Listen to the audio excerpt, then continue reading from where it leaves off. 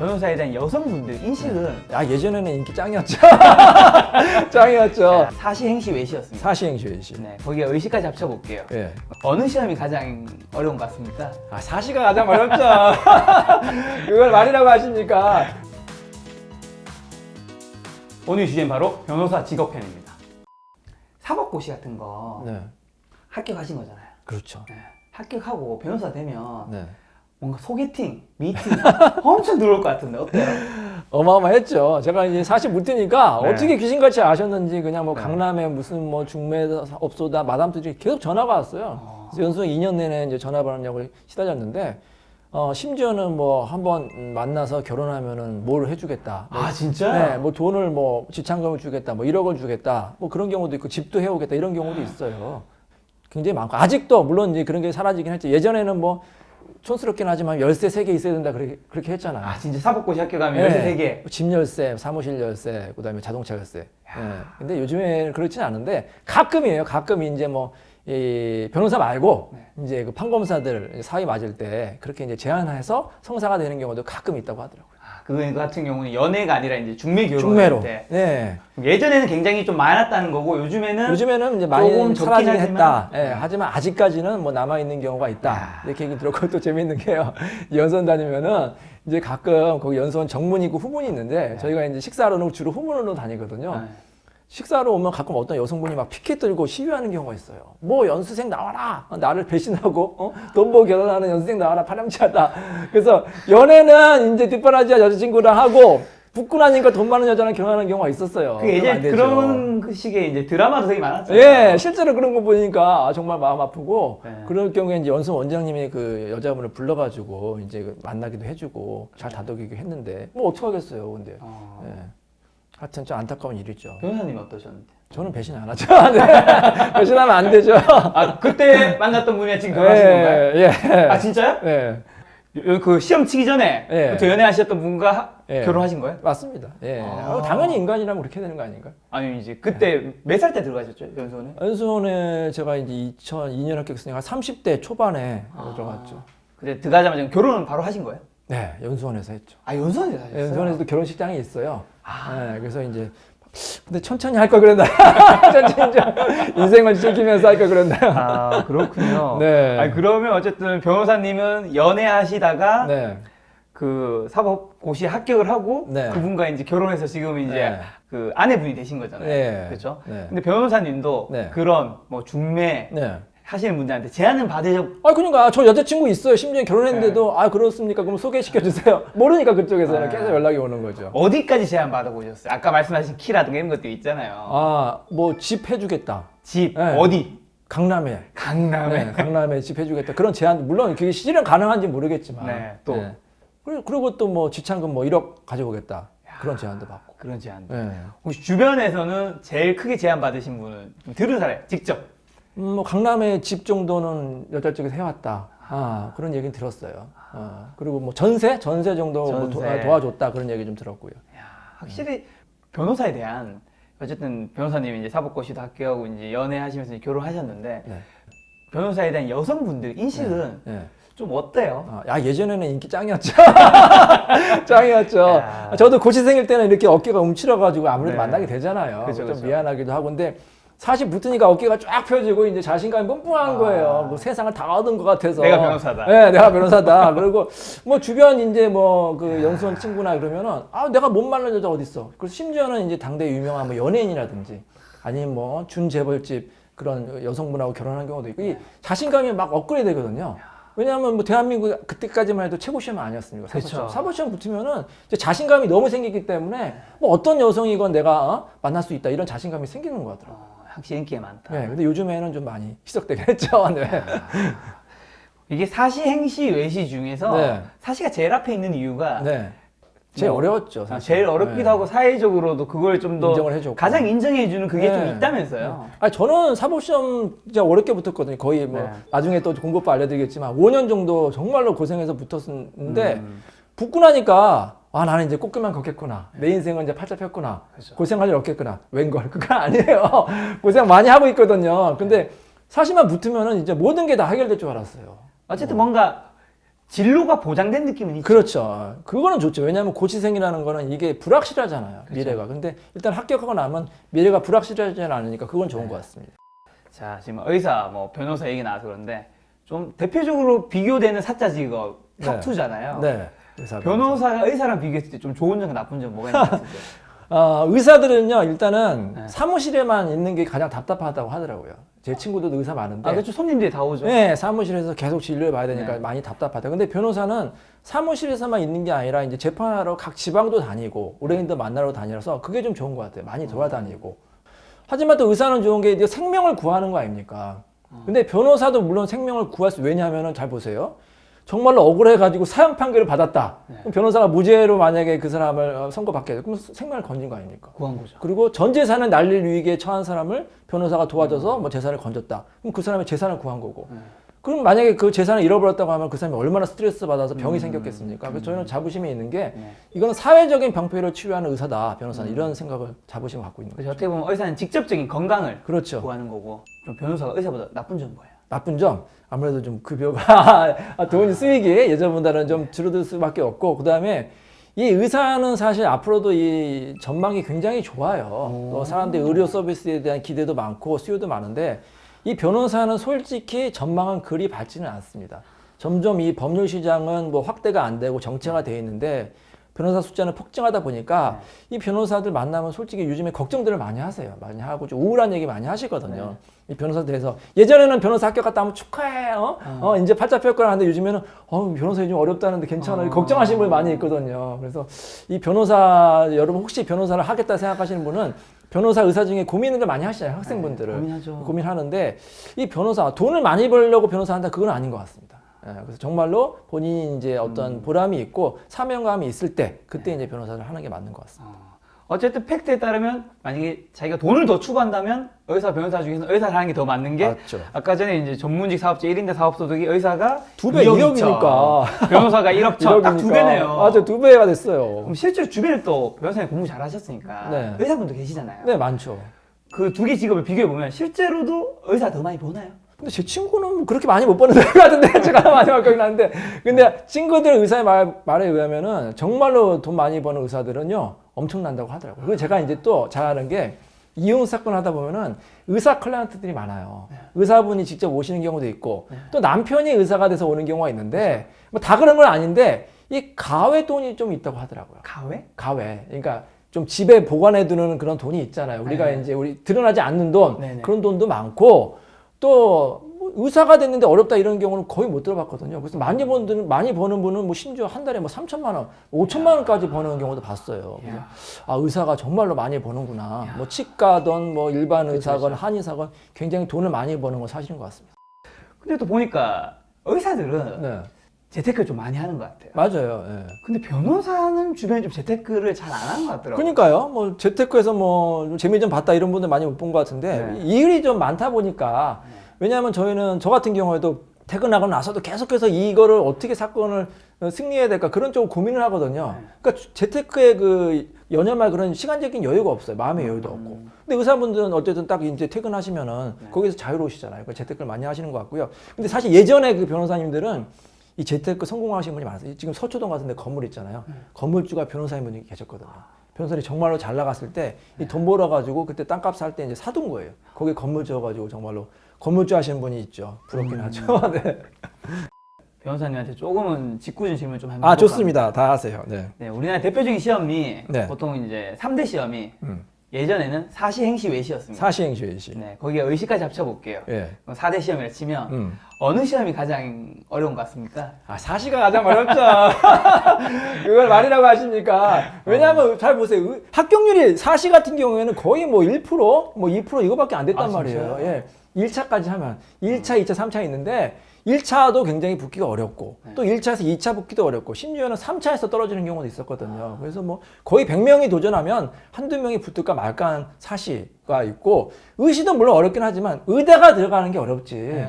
의대 나오면 의시는 웬만하면 다 붙잖아요. 합격률이 한 50% 정도는 예. 되나요? 의시가요? 네, 더 높나? 더 높아요. 거의 한 80% 되는 걸로 알고 있는데 의대만 졸업하면은. 네. 예. 그래서 사시가 시험만 따지면 가장 어려운 시험이에요. 물론 행시, 외시도 어렵지만 그래서 보통은 이렇게 저희 법대생들은요 사시 준비하다가 안 되면 이제 행시나 외시 쪽으로 빠지는 경우 있고 뭐 다른 시험으로 빠지는 경우 있었거든요. 사시가 제일 어렵죠. 지금 이제 없어지긴 했지만 대한민국에서 가장 어려운 시험이 사시 아닐까 이렇게 생각됩니다. 자, 그 없어진 사시에 네, 대한 이야기를 좀 들어볼까 하는데요. 네, 사시가 폐지가 됐죠. 그렇죠. 좀 변호사님은 사시 출신이시죠. 네, 2002년도 합격. 제44회 사법시험 44, 합격. 예, 예. 사시 출신으로서 네. 사법시험 폐지에 대해서는 좀 어떻게 생각하세요? 아, 좀 아쉽긴 하죠. 왜냐하면 이 사시라는 거는 그러니까 고시 제도야말로 가장 공정하잖아요. 그쵸. 아, 실력이 있으면 붙고 뭐 돈이 많건 적건 뭐 재력이 없건 많건 적건 실력이 있는 사람이 붙으니까 떨어진 사람도 할 말이 없어요. 본인이 실력이 부족하거나 운이 없으니까 떨어졌으니까. 그리고 붙은 사람이 정말로 열심히 했구나.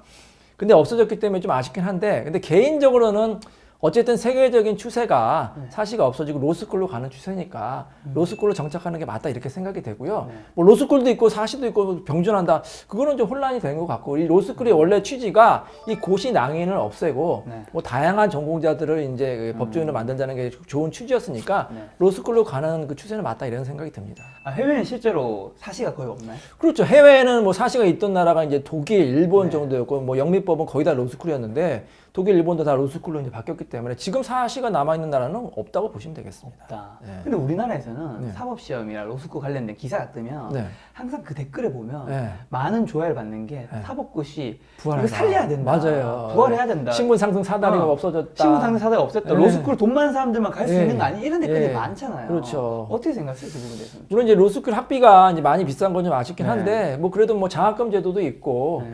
뭐 또 전체적인 추세가 그러니까 걸 따라하긴 해야겠죠. 근데 좀 그런 건 아쉬운 것 같아요. 그래서 좀 돈이 없거나 그리고 로스쿨 가려면 반드시 대학을 나와야 되거든요. 그러니까 그런 분들을 위해서도 어떤 기회의 장을 주는 게 좋지 않나 이런 생각이 듭니다. 이 사법고시와 로스쿨 두 개 같이 갈 수는 없는 거예요. 예를 들면 변호사 1년에 1000명 뽑는다. 네. 로스쿨 500명. 네. 사법고시에 어쨌든 이게 네.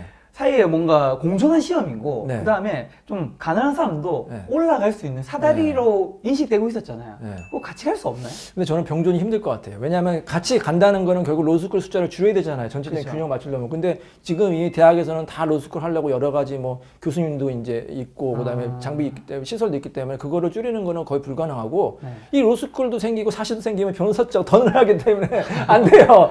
그냥 하나로 정리하는 게 맞습니다. 하나로 가는 게 맞다. 네, 네. 뭐 단점이 있더라도 그건 좀 감안하고 보완해야 될. 그렇죠. 이제 로스쿨 입학할 때 그런 이제 소외된 계층이라든지 어려운 분들을 위한 입학에 좀 문을 여는 게 낫지 않나 이런 생각이 듭니다. 자, 그 다음은 좀 더 짓궂은 뭔가요? 로스쿨, 네. 사법고시 네. 어느 게 더 어렵나요? 아무래도 솔직히 사실 어렵긴 하죠. 아니, 그걸 로스쿨이신 분들 댓글 달 것 같은데. 아니, 로스쿨은 물론 어렵긴 하니까. 시험의 난이도만 따지면, 왜냐면, 네. 로스쿨, 물론 로스쿨은 입학시험 리트라고 해서 네. 굉장히 어려운 걸로 알고 있고, 로스쿨 다니는 경우도 의대 다니는 거 마치 굉장히 이제 빡세고, 네. 공부 열심히 하는 거 알고 있는데, 일단 로스쿨을 졸업하고 변호사 시험을 보잖아요.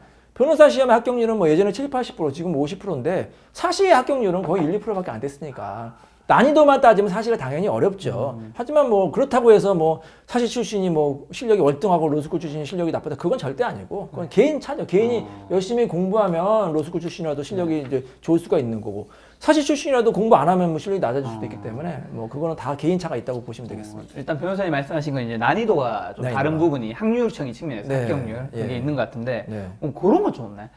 사실 이 고시가 무서운 게 네. 테러가 없는 거잖아요. 퇴로. 그렇죠. 내가 5년 동안 준비했는데 네. 떨어지면 사실 이게 거의 사라지는 기간으로 좀 보일 수밖에 없잖아요. 네. 근데 이제 로스쿨이나 이런 거는 그런 게 좋은 거는 사실 이런 고시 낭인을 좀 많이 없앤 부분이 예. 있잖아요. 네. 그런 부분에서 좀 긍정적인 효과가 있죠. 좀 더 로스쿨이 좀 더 예. 마음이 준비한 사람들이 마음이 편하고 왜냐하면 그렇죠. 로스쿨 위해서 준비한 것들은 좀 그래도 살릴 수 있는 것들이 많으니까. 그러니까 이제 직장인들 분도 우리 이제 유튜브 많이 보실 것 같은데 네. 예전에 사시만 있을 때는 뭐 사시 봐서 변호사 될까 그러면 모든 걸 걸어야 됐죠. 그러니까요. 직장도 그만두고 또 뭐 3년이건 심지어는 뭐 10년 동안 공부해도 그렇죠. 된다는 보장이 없는데 지금은 이제 로스쿨만 입학을 하면 어쨌든 어느 정도 합격은 보장이 되는 거니까 많은 직장인분들이 변호사에 도전할 만하죠. 실제로 뭐 또 제 주변에도 뭐 직장 다니다가 로스쿨 들어가신 분이 있고 뭐 심지어는 뭐 기자님 하시다가 가시는 분도 있고 여러 이제 그 적성이나 직업을 가지신 분이 로스쿨을 이제 도전할 수가 있거든요. 저는 그거는 긍정적인 이제 효과가 있다 이렇게 생각이 듭니다. 아 그렇네요. 사실 제 주변에도 이 직장 다니다가 네. 다니면서 준비해서 네. 이 로스쿨을 준비해서 이게 병행이 가능한 거죠. 그럼요. 어느 정도 병이 가능하죠. 그럼 사실 고시는 병행이 힘들죠. 어떻게 병행하겠어요? 하나 매달려도 힘든데. 그러니까. 네. 충분히 여러분 도전할 수 있습니다. 네.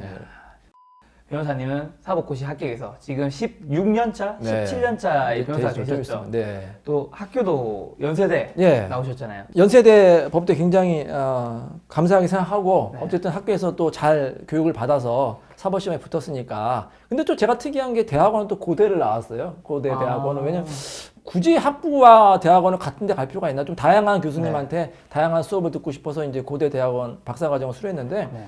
다 좋은 것 같아요. 연세대학교는 아무래도 좀 자유로운 분위기가 있는 것 같고 네. 고대는 좀 이 끈끈한 인맥이 사실 있어요. 아직도 사실 만나는 거는 고대 대학원 사람들 만나거든요. 정규적으로 연대 분들은 많이는 안 만나는데 네. 자유롭게 마음껏 공부하기에는 연대 법대가 좋았고 네. 또 이제 인맥이라든지 그런 걸 쌓기는 고대가 좋았는데 제가 이제 좀 순위를 또 약간 유치하긴 하지만 조사를 해왔거든요. 실제로 그 순위가 있어요. 로스쿨도 순위가 있잖아요. 네, 이제 각 언론사라든지 순위가 있는데 네. 일단은 뭐 부동의 1위는 서울대고 서울대 로스쿨. 2위, 3위는 좀 바뀔 수가 있는데 지금은 이제 현재는 고대가 이제 순위에서는 2위로 이제 언론사에서 이제 선정을 하고 있고 네. 3위가 이제 연세대인데 근데 합격률은 좀 달라요. 이 변호사 시험 합격률은 네. 1위는 서울대긴 한데 2위가 연세대예요. 그렇죠. 예. 서울대가 그러니까 평균 합격률이 50%거든요. 그러니까 로스쿨 졸업하면은 한 반 정도는 붙는다고 보면 되는데 서울대 로스쿨은 80%가 합격을 해요. 변호사 시험. 근데 연세대는 75.8%. 고려대는 고려대가 여기 4위가 됐네요. 성균관대가 3위로 올라왔네. 성균관대가 75.3%, 고대가 이제 4위가 됐는데, 물론 변시 합격률이 높다고 해서 뭐 그 학교가 꼭 좋다 나쁘다는 아니지만 참고할 만하다고 보시면 되겠습니다. 알겠습니다. 근데 사실 로스쿨은 어디 나와도 큰 지장은 없는 것 같아요. 사실 뭐 연수원 성적이 뭐 얼마냐 그게 큰 중요하지 않잖아요. 변호사 할 때. 근데 로스쿨도 마찬가지인데 뭐 내가 뭐 서울대 나오건 무슨 아니면 지방에도 로스쿨이 많거든요. 네. 지방에 로스쿨 나오고 뭐 크게 실력 차가 있는 건 아니고 또 의뢰인들이 또 묻지도 않아요. 뭐 당신 뭐 어디 로스쿨 나왔어요? 뭐 이런 거 사실 묻는 건 유치한 거잖아요. 근데 또 경력을 물론 보고 오긴 하겠죠. 홈페이지 같은데 뭐 서울대나 뭐 연고대 나왔다고 해서 변호사 실력이 특출하고 뭐 네. 지방에 로스쿨 나왔다고 실력이 나쁘고 절대 그런 건 아닙니다. 아니 근데 그러니까 제 주변에 지방 국립대 로스쿨 나온 친구가 있는데 확실히 요즘에 로스쿨 나온 사람이 많아지고 있잖아요. 네. 변호사 숫자도 많고 그렇죠. 그러다 보니까 로스쿨도 상위 로스쿨을 안 가고 지방에 가면 네. 되게 경쟁력이 좀 떨어질 수 있다. 되게 쉽지 않을 수 있다. 이런 얘기 하던데 이런 네. 부분 좀 없나요? 그게 이제 그것 때문에 변호사 시험 합격률이 아무래도 아까 상위 대학은 뭐 70%에 80%이 되는데 하위 같은 경우 뭐 40, 50%가 안 되는 경우가 있거든요. 근데 어렵게 로스쿨 나왔는데 만약에 변호사 시험도요 4번 만에 붙어야 돼요. 4번 떨어지면은 아예 시험 못 봅니다. 아 로스쿨 나와서는? 네, 네. 그래서 만약에 4번이나 준비했는데 떨어졌다? 그러면 사실 그 길이 아니죠. 어떤 분들은 아니 이거는 뭐 10번이건 20번이건 봐야 되는 거 아니야 이렇게 주장하시는 분이 있는데 원래 로스쿨 만들 때 고시 낭인을 없앤다는 게 취지였잖아요. 그러니까 4번 정도 만약에 됐으면 그 사람이 길이 아니다. 그리고 또요 이 길이 아니고 과감하게 포기하는 경우도 좋아요. 제 후배 같은 경우에도 사시가 안 되니까 사업을 했거든요. 저보다 훨씬 잘 나가요. 돈도 잘 벌고 행복하시더라고요. 그러니까 길이 아니면 뭐 아니다 이렇게 포기하는 것도 용기입니다. 지금 학교 얘기 나와서 그런데 네. 보통 의사분들은 네. 병원에 네. 자기 학교 로고, 맞아. 서울대, 연세대 로고 다 붙어 있잖아요. 맞아. 좀 진짜 좋은 대학 나오신 분들은. 네. 근데 변호사는 그렇지 않잖아요. 요거 왜 이런 차이가 있는 거죠? 글쎄 뭐 의대는 뭐 제가 알기로는 뭐 서울대 의대, 뭐 세브란스 고대 의대가 이제 아무래도 명문 의대라고 하잖아요. 네. 그러니까 그거를 이제 본인이 자랑하고 싶은 거죠. 나 서울대 나왔어, 세브란스 나왔어. 그래서 이제 마크도 달고 하는데 변호사는 옛날에 다 서울 연고대에서 거의 다. 그래서 나 서울대 나왔어, 연대 나왔어, 고대 나왔어. 뭐야 쟤?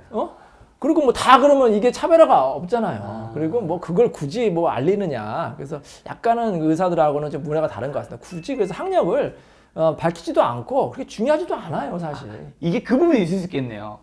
그 의대라든가 법대가 네. 사실 전국에 다 있었잖아요. 그렇죠. 근데 의사 어쨌든 고시 합격률 시험은 네. 확률이 사법고시보다는 어쨌든 훨씬 더 높잖아요. 그렇죠. 그러니까 전국의 다른 뭐 지방에도 뭐 지방 국립에도 지방 사립에도 서울에도 합격자가 다 나와서 의사가 다 되는데 네. 변호사는 사실은 네. 법학과 나와도 지방에 있는 학생이 서울에 있는 뭐 좋은 대학에 있는 학생보다 학균이 굉장히 떨어지잖아요. 네. 그래서 변호사는 실제 합격하는 사람들은 대부분 좀 좋은 대학의 숫자가 훨씬 많잖아요. 그래서 예전에는 그랬죠. 특히 네. 이제 사시 있을 때도 뭐 서울 연고대가 아무래도 그러니까. 합격률이 높았으니까. 근데 이제 붙은 사람이 예를 들어서 뭐 다 명문대 출신이면 굳이 그걸 자랑할 필요는 없잖아요. 그런 부분이 있을 네. 수 있겠네요. 그리고 사실 다시 말씀드리지만 이 뭐 성적, 이 학력 전혀 안 중요해. 변호사의 일은 정말로 변호사 한 후에 실력이 중요하거든요. 실력이 예, 학력은 별로 중요하지 않다 이렇게 보시면 되겠습니다.